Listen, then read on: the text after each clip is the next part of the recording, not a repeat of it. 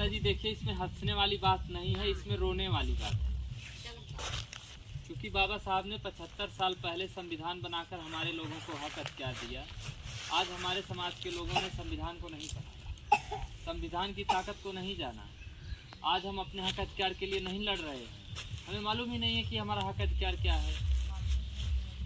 जब हमें अपना हक अख्तियार नहीं मालूम रहेगा तो हम उसके लिए कहाँ लड़ेंगे। संविधान की वजह से आज हमें सारे हक अधिकार मिले हुए हैं, लेकिन हमारे समाज के लोग अपना बनाने के चक्कर में पड़े हैं। अपना बना रहे हैं कि नहीं। 75 साल की बात कर रहा हूँ, केवल जब से देश आज़ाद हुआ है। आज़ादी के पहले सभी लोगों का उत्पीड़न, शोषण और सबके साथ अत्याचार होता था। आज़ादी के बाद से सबको हक अधिकार और आज़ादी मिली हुई है ना बाबा साहब के द्वारा। तो हमारे समाज के लोगों ने संविधान को पढ़ना जरूरी नहीं समझा। नशे की लत को उन लोगों ने अपनी आदत बनाया और गलत कामों में अपने आप को लिप्त कर लिया, लेकिन किसी ने संविधान को पढ़ना नहीं चाहा।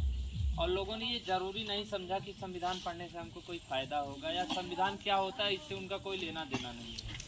हमारे समाज के लोग स्कूलों में जाके केवल शैक्षणिक शिक्षा हासिल किए। कुछ लोगों को नौकरी मिली, कुछ लोग बेरोजगार घूम रहे हैं और कुछ उन्हीं लोगों में से पढ़े लिखे लोग जो है वो नशे के आदी हो गए। इस समय नशा करके गाँव-गाँव में घूम रहे हैं, उनको कोई पूछने वाला नहीं है, अपने पूरे परिवार को बर्बाद कर रहे हैं। क्यों?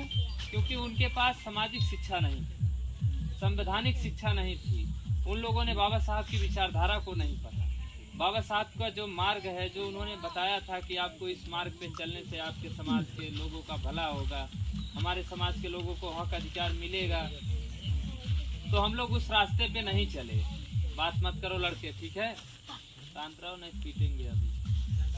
तो आज ये स्थिति हो गई, देश को आज़ाद हुए 75 साल हो गया, लेकिन हमारे समाज के लोगों ने संविधान नहीं पढ़ा।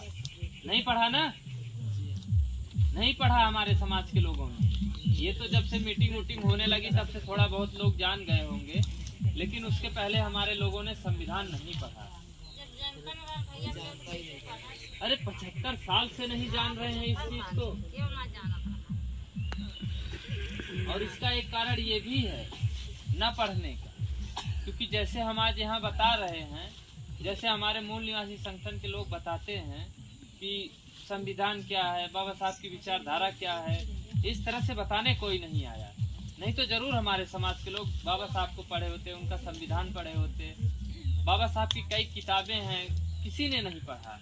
लोग केवल इतना जानते हैं 14 अप्रैल को बाबा साहब की जयंती है, दारू पीकर, चंदा लेकर, डीजे बजाकर नाचना है, नाच उस गांव में कर लेना है। जय भीम, जय संविधान, बाबा साहब अमर रहे, ये नारा लगाना है। इससे हमारे समाज का भला हुआ है कहीं? जयंती मनाने से?